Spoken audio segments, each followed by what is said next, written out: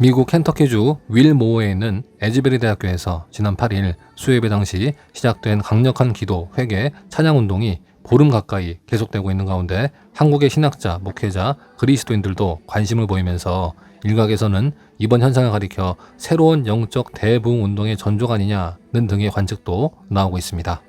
하지만 이러한 종교적인 부흥 운동과 신앙 열기가 자칫 감성주의에 치우쳐 개인 내면의 은밀한 영적인 각성에 그친다면 실질적으로 사회나 교회를 변혁시키는 온전한 종교 부흥 운동으로 이어지기 어렵다며 이번 에즈베리 대학교발 영적 각성 운동에 지나친 의미 부여를 경계하는 목소리도 있는데요.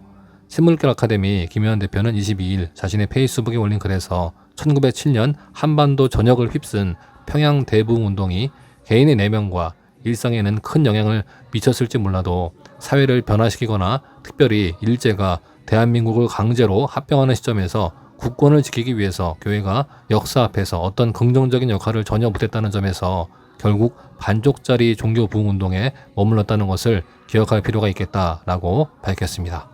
김 대표는 깊고 강력한 기도와 찬양, 그리고 따뜻한 위로와 치유, 신비한 환상과 음성 체험을 동반한 성령 운동이 신자 개인, 교회 공동체에 미치는 유익에 대해서는 잘 알고 있다면서도 하지만 동시에 제 개인적인 경험으로 볼 때 강력한 성령의 임재와 은사를 체험했다고 해서 자동으로 신학적인 사유가 깊어지거나 현대 과학과 사회에 대한 이해가 높아지거나 사회 정의에 대한 관심과 지식이 증가하거나 하는 일은 일어나지 않는다라고 꼬집었습니다.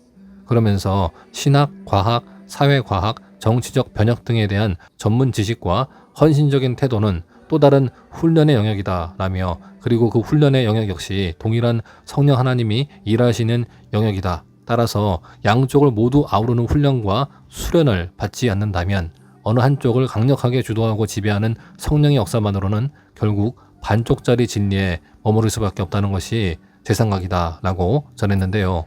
사회적인 책임이 뒤따르는 교회 부흥 운동이야말로 온전한 영적 대각성 운동이라는 사실도 분명히 했습니다. 김 대표는 그리스도인의 사회적인 책임이야말로 교회가 진정으로 성령 충만한 곧 부흥이 일어나고 있는 증거라고 본다라며 반대로 이런 삶의 변화와 증거가 없는 상태에서 오로지 예배당에 모인 뜨거운 기도와 찬양 등이 동반된 부흥 운동은 결국은 반쪽짜리 종교 체험 현상으로 귀결될 가능성이 매우 높다고 본다라고 밝혔습니다. 또 혹독한 사회적 비판 앞에 서 있는 한국교회 신앙 현실에서 이러한 부흥 운동이 그리스도인들에게 초월적 탈출을 통해서 현 상황을 타파하고자 하는 동기부여를 제공할 가능성이 농후하다면서도 그러나 현재 한국 개신교회가 처한 상황은 훨씬 더 어렵고 치명적이다. 현재 한국 개신교의 고질적인 문제들은 단순히 뜨거운 기도와 찬양, 설교 부흥이 일어난다고 해서 해결될 문제들이 아니다라고 김 대표는 강조했는데요. 마지막으로 그는 한국교회가 문제점을 근본에서부터 고치려면 교회가 반지성주의의 온상이라는 오명을 벗어야 한다. 교회가 중산층 이상의 계급 이익을 위해서 복무하는 집단이라는 오명을 벗어야 한다.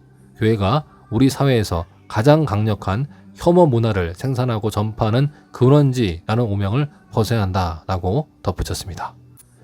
에즈베리 대학교발 교회 부흥 운동에 대해서 여러분의 생각은 어떠신가요?